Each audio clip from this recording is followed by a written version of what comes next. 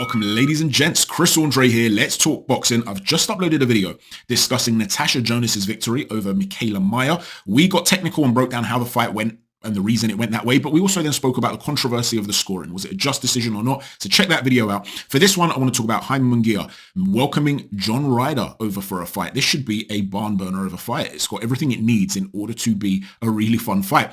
And it's a fight that could potentially go either way. It's one of those whereby whoever gets their tactics right, whoever has the right moments in certain specific areas and the details of the fight could end up with their hands raised. And that's what you want when you've got a boxing match. You don't want it to be too predictable. So let's talk about how I think this fight will go. We'll start off discussing Jaime Munguia. A lot of people undermine Munguia because there are some big glaring weaknesses there. He's not hard to find in the ring. He can be hit. He is a little bit uncoordinated at times with his positioning of his feet. He has a very wide arc on a lot of his punches, and he can get caught between that, within that arc of punches. And also, when you look at his CV, although he was very highly rated as a young fighter, he's got, in my opinion, a decent CV. There are some good names on there, but often they're guys that were smaller, guys like Saddam Ali, guys like Liam Smith. They're guys that perhaps were smaller naturally than him. He's a big guy. When he fought Derevianchenko, he actually blew up to 185 pounds on the night. And Munguia is now facing a bigger physical threat because Ryder himself is thick set, big neck, big head, big chest. But he's not a big super middleweight. Munguia's probably got the bigger natural frame. When Ryder was asked whether he'd be willing to go up and fight Beterbiev, he said, no, look, 168 pounds is my limit. If you see how big Beterbiev was compared to Callum Smith in terms of thickness, he's bigger than him, it's too much. Then he's definitely going to be too big for me. So I'm here to stay. So Munguia, he often fights smaller guys, and he has some very heavy hands, there's no doubt about it. And a lot of people feel as though he relies on that. And because he's easy to find, people will say, look, this is a guy who's been protected for a reason and he's going to get exposed the moment he steps up. The thing is with Munguia, what causes him issues, where there are weaknesses, are actually the reasons he's also a dangerous fighter. Like many Mexicans, for instance, Mauricio Lara, he will break certain rules or make certain errors, but by doing so, he's loading up on shots whereby he says, even if you catch me and then I catch you in return, I'm heavier handed. I'm the big puncher. We'll exchange that. Okay, you're going to land your shot first. I'll land second, but you're not going to take me out. And if we keep doing this over the course of the fight, I'm going to be the one that ends up taking you out. Let me give you a specific technical example of what I'm talking about here. When he throws the 1-2, he'll throw the jab, and as he steps in with the right hand, he'll come off of the line and lean his head, his body essentially, towards his left foot. So imagine he's facing 12 o'clock. As he throws the right hand, he'll lean towards 10 p.m. and he'll go over the weight of that foot. So sometimes if he's going to throw that shot, he'll try and punch so far through the target that he'll actually almost be not quite, but almost side by side with the opponent. And from there, when he's going to throw the left hook, because he loves that combination, left hand, right hand, followed by a left hook. Sometimes he'll double up the left hook too. But when he's going to throw the left hook, because he's gone beyond the weight of that lead foot, he's pulling back to throw it. So the momentum he uses to push forward and drop his weight onto that lead foot is what he creates for the power of the right hand. And the reverse of that swing back to bring the left hook, is what creates the power for the left hook. Now, the problem with pulling out like that to throw a left hook is that you're leaving yourself exposed to a counter shot yourself. And because he stands tall in the pocket, as he's pulling out to stand tall, if the opponent gets low with him and they start to exchange together, you can land on Jaime Munguia. Now, why is this significant? Because his left hook is probably his best punch, to be honest. He's got powerful jabs, got powerful right hand, but his left hook to the body and to the head can be a devastating punch.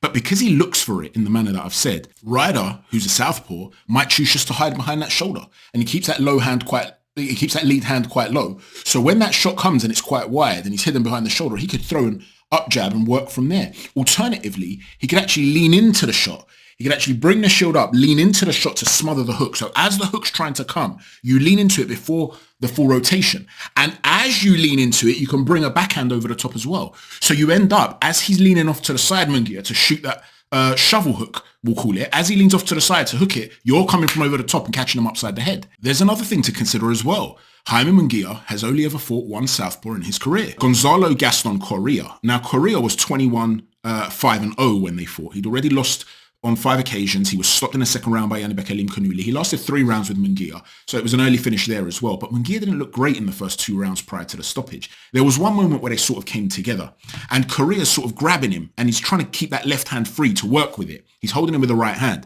And you could see that Munguia was uncomfortable. He didn't really know how to control him in that moment, how to wrestle him. Well, one thing that somebody like John Ryder is very good at is closing the gap quickly from range.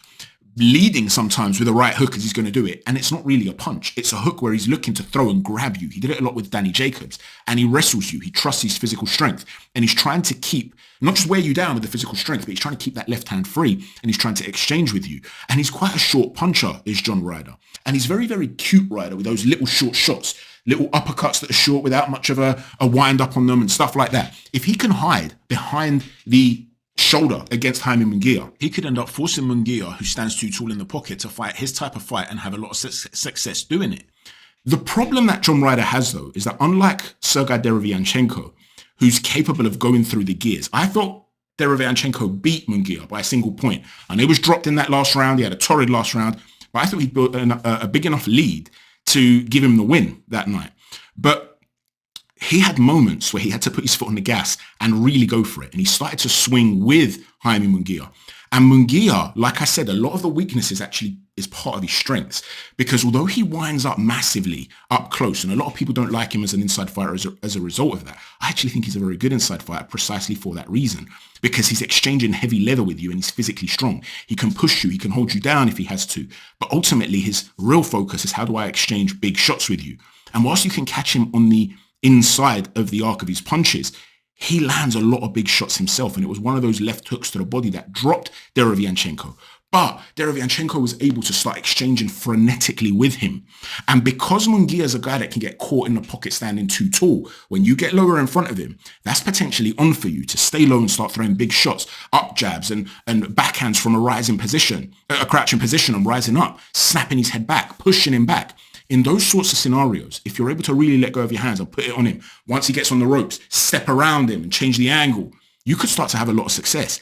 Ryder's not really that type of guy. Although he's rugged, Ryder actually is more of a boxer that can dictate tempo very well. And like I said, he does that by often initiating a clinch, getting up close, throwing short shots. He's not a guy, Ryder, who starts to exchange frenetically with you like a mid-range hooking pressure fighter. That's not really Ryder's game. But there is another area where Ryder might look at here and say, you know what, I could have more success here against Jaime Munguia. When he was fighting Kelly, you would see that, number one, he was biting on feints. So if I'm in John Ryder's corner, I'm saying I want you to hit him with something significant early on. Let him realize you've got a bit of pop. That way he'll start to bite on your feints. And when he does bite on his feints, what you often see Munguia do is jump backwards. And he's actually quite fast at doing that. When he's jumping backwards, his exit point with the step back is quite quick. The problem is that he goes too far back and he gets himself out of range so that he can't then counter you. You look at somebody like Shakur Stevenson, he's very fast at doing it. But more often than not, I know the De Los Santos fight's a little bit different, but more often than not, when he takes that step back, he's still in range to be able to hit you. With Munguia, he's not as confident as judging that distance and he goes way too far back. Here's the problem that he's got though.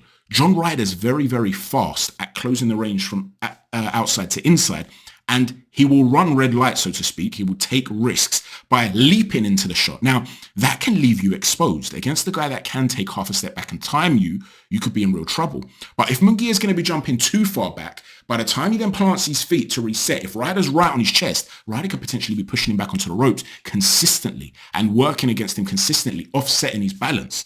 But Munguia is actually an underrated counterpuncher. Munguia's problems often are when he's trying to initiate attacks and he gets too greedy and he stays too tall and stuff like that, and you're getting him turning. If you can get him rotating all the time and resetting, he's got a problem with that coordination, setting his feet in the right way to adjust to what you're doing.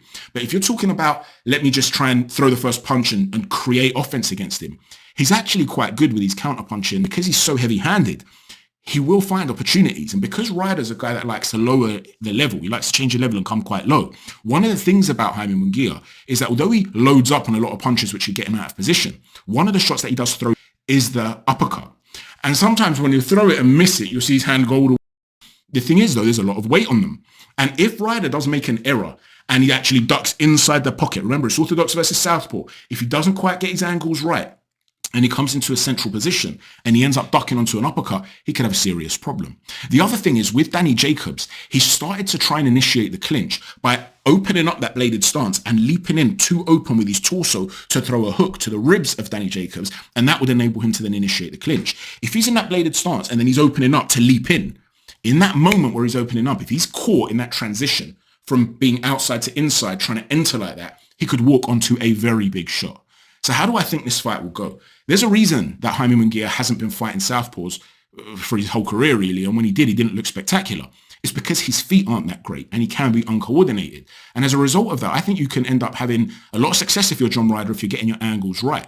The thing is, John Ryder's not your typical mobile, movement-focused southpaw that's trying to get you to reset because he's trying to befuddle you with angles. He's quite linear with his entries. And although he can move a little bit around the ring as well, don't get me wrong, he can circle the ring. He's more of a guy that will come low, look to use up jabs where he could have a lot of success because Munguia's too tall. But from there, he's going to look to collapse the pocket, look to get physical and throw short, powerful shots.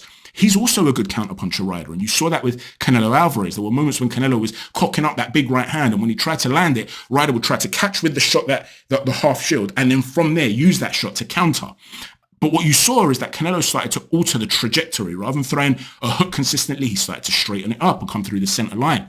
Munguia himself is capable of altering the trajectory of his own power punches. In other words, I think Ryder will probably have quite a bit of success early on, maybe frustrating Munguia. And if he is the physically stronger of the two, you can end up having a situation where Munguia starts to look very uncomfortable. But I do think Munguia's power is real. It's the one area where I think he's very, very good. He's very dangerous. And I do think John Ryder has shown glimpses in his career of being a little bit more vulnerable than people realize. And I'm a fan of John Ryder's. I really like him. I respect him. He's a very tough dude, but he can be hurt. And so I think as the fight starts to develop and they start to trade with each other, unlike Canelo, who likes to be surgical, right? He likes to pick ones and twos and their powerful shots. Munguia will let go of flurries. And some of them might miss. A lot of them will be landing. I could see him getting caught with some big shots. And I think as the fight wears on, Munguia will start to really let go of his hands. The crowd, I can imagine, they'll be roaring. And if it does go to the final bell, I think it'll be hard for Ryder to get a decision over there. But I wouldn't be surprised if Jaime Munguia gets him in the championship rounds, if he starts to wear him down, lands on John Ryder and takes him out late. So I'm sitting on the fence a little bit between Munguia late or Munguia points. But that's my pick, ladies and gents. Let me know what you think. How do you think the fight's going to play out? As I said, I can see a lot of areas where technically John Ryder can do very well, but I can also see one or two areas where he might end up getting exposed by something and get caught. Let me know what you think, ladies and gents. Please don't forget to hit a stiff jab on the like button, a right cross on the subscribe button, and an uppercut on the notifications button. Thanks for watching. Chat to you soon. Take care. God bless.